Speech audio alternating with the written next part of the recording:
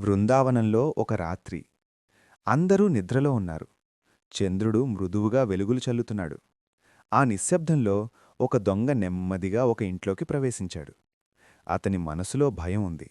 కాని ఆకలి ఇంకా పెద్దది. ఇల్లంతా వెతికాడు. ఏమీ దొరకలేదు. అప్పుడు వెనకనుంచి ఓ మృదువైన స్వరం వినిపించింది. ఏమి కావాలి నీకు? దొంగ ఉలిక్కిపడ్డాడు. వెనక్కి తిరిగి చూశాడు. అక్కడ చిన్న కృష్ణుడు. ముఖంలో చిరునవ్వు, చేతిలో వెన్నకుండ. దొంగ కోపంగా అన్నాడు. నన్ను పట్టుకోవాలా?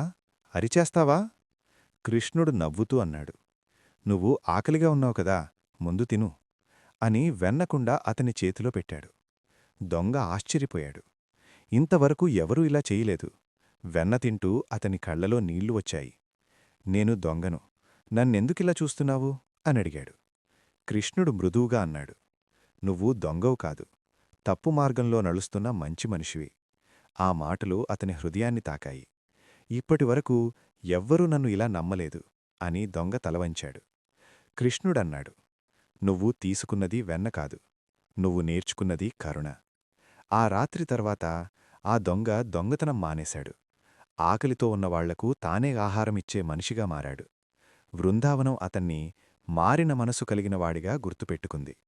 నీతి: దయతో మాట్లాడితే తప్పు చేసిన మనిషిలోనూ మంచితనం మేల్కొంటుంది. మీకు ఇలాంటి కథలు నచ్చితే దయచేసి వీడియోను లైక్ చేయండి, షేర్ చేయండి మరియు సబ్స్క్రైబ్ చేయండి.